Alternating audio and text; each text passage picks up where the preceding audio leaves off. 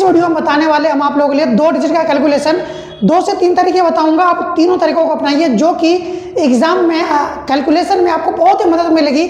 आओ तो देखते हैं ब्रदर, इधर ये देखिएगा। अगर मान लो छोटे से शुरू करता हूँ बाबू, जैसे मान लो 13 को अगर आपके 16 से इंटू करना है तो समझिए बाबू, ध्यान से देखिए। सबसे पहले यूनिट डिजिट को आप कैलकुलेट करेंगे तो 6 को 3 से मल्टीप्लाई करेंगे कितना होगा 18। एक रिमाइंडर बचा अपने पास, देखिए 6 को 1 से इंटू कीजिए कितना बचा 6, और 3 को 1 से करेंगे 3, यानी क्रॉस में मल्टीप्लाई करना है और दोनों को आपस में ऐड करना है। 6 और 3 कितना हो गया 9, और 1 ऐड करोगे बाबू तो 10 होगा, 10 का 0, और जो एक रिमाइंडर बचा उसको रहने दीजिए। और लास्ट में जो लास्ट डिजिट है इसको इंटू कर लीजिए आप, तो कितना आया 1 को 1 से इंटू करोगे तो 1 आएगा, और 1 जोड़ दोगे तो कितना हो जाएगा 208। यानी 16 को 13 से इंटू करेंगे तो कितना आएगा आपका आंसर 208। आप बोलेंगे ये तो बहुत आसान है, देखिए बिल्कुल आसान है। बस आप एक काम करना, अभी टाइम लग रहा है यहाँ पे, लेकिन इन चीज़ों आप प्रैक्टिस कर लेंगे तो ऐसे लिखने की भी जरूरत नहीं पड़ेगी आपको। और दो क्वेश्चन करवाता हूँ आपको, आगे चल के देखते हैं। 2 से 3 तरीके देखेंगे। चलिए दूसरा क्वेश्चन देखते हैं बाबू। देखिए जैसे मैंने ले लिया 56, और बाबू जैसे यहाँ पे ले लो कुछ भी नंबर ले लो, जैसे मैंने 64 ले लिया, तो देखिए समझिए इन चीज़ों का कैलकुलेशन है क्या। अगर देखोगे तो 6 को 4 से इंटू करो, सबसे पहले कितना हो गया 24, तो 24 को क्या लिखेंगे बाबू 4 लिखेंगे, रिमाइंडर कितने बचा हमारे पास 2। अब तो क्रॉस मल्टीप्लाई करना है, कितना हो जाएगा 20, और 6 से 6 को करेंगे 36, 36 और 20 56, और 2 कितना हो जाएगा बाबू 58, रिमाइंडर कितना बचा मेरे पास 5। फिर इन दोनों को आपस में मल्टीप्लाई कर देना है। 6 को 5 से इंटू करोगे तो कितना आएगा 30, और बाबू 5 बचा तो 30 और 4 कितना हो जाएगा 34।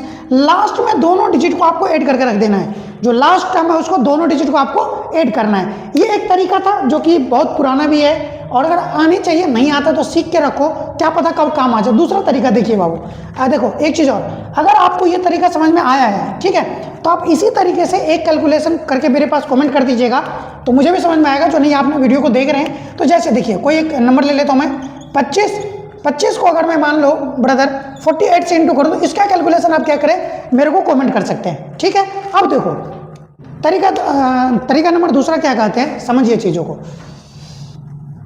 ये नंबर होगा अगर 2 नंबर का मल्टीप्लाई जिसके बीच में 1 का गैप हो, जिसके बीच में 1 का गैप हो। जैसे समझते हैं बाबू, जैसे मैंने देखा, देखो एक छोटा सा नंबर लेके समझाता हूं आपको, 9 इंटू 11, समझिए 1 का गैप है बाबू, 1 का गैप है इसमें, आप बोलेंगे यस। तो देखो जब भी इन दोनों नंबर का मल्टीप्लाई, देखो मैं पढ़ाता हूँ मैथ्स, तो मुझे दिखता है कि बच्चों को कहाँ पे जरूरत होती है, तो आप इसको, ये तो छोटी वैल्यू आपको पढ़े आते हैं तो आप बता सकते हैं, लेकिन देखो इन दोनों नंबरों के बीच में क्या आता है 10, तो कुछ नहीं करना, 10 का स्क्वायर माइनस 1। देखो ये फॉर्मूला ये पे बना a plus a square minus b square का, a plus b a minus b, बनाया मैंने ऐसा, लेकिन आपको इतना करने की जरूरत क्या है। तो आप सीधे आम खाओ ना भाई, फल देखिए उधर 10 का स्क्वायर माइनस है कितना आएगा बताओ, तो क्या ये आप बोल सकते हैं क्या 99, यही चीज़ें समझिए।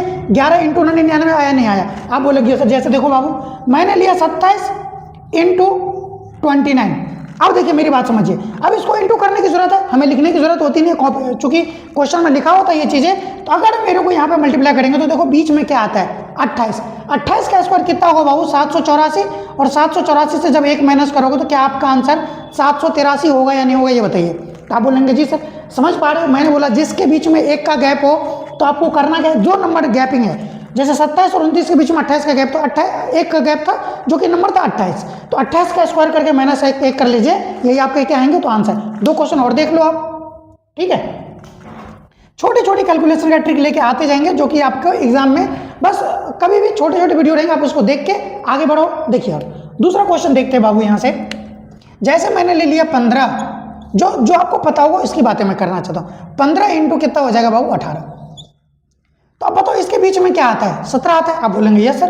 तो 17 का स्क्वायर माइनस 1 करेंगे तो 17 का स्क्वायर कितना होता है बाबू 289 माइनस 1, तो कितना हो जाएगा 288। देखो ये छोटी चीज़ है, चूंकि आपको स्क्वायर पता होगा, जब जनरल कंपटीशन में हो तो कम से कम आपको 1 से लेकर 50 तक के स्क्वायर आने चाहिए, याद होने चाहिए, तो जिससे क्या है कैलकुलेशन में आपको आसानी होगी। ये तरीका आपने सीखा, जिसके बीच में नंबर 1 का गैप हो तो हमें क्या करना है, बीच वाले नंबर का स्क्वायर करके -1 कर देना है, ये इसका क्या होगा तो रिजल्ट होगा, और ये इसका आंसर ही होगा।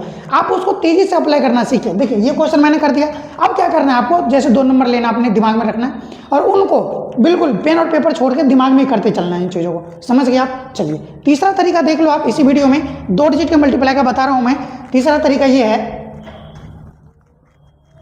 उसको 10 के साथ हम कंपेयर कर सकते हैं। देखिए कई सारे बच्चों को देखते हैं बाबू करता क्या है, जैसे मान लो जो ए बी, फिर ए बी को गुना करना, फिर ये गुना करके फिर लास्ट में गुना करके फिर ऐड करते हैं। मैंने देखा बच्चों से, तो देखिए ये सब करेंगे, जितना लिखेंगे उससे पहले आपका आंसर आ जाएगा। तो समझिए बाबू, जैसे देखिए एक छोटा सा नंबर से शुरू करते हैं, आगे लेके चलते हैं। अगर मैं कैलकुलेशन करता तो जो अभी वाला बता रहा हूँ तीसरा तरीका, इसी से और दूसरे वाले से कैलकुलेशन करता हूँ, पहला वाला तरीका तो करते नहीं है। जैसे देखिए यहाँ पे जैसे मैं मल्टीप्लाई करना चाहता हूँ, यहाँ पे समझिएगा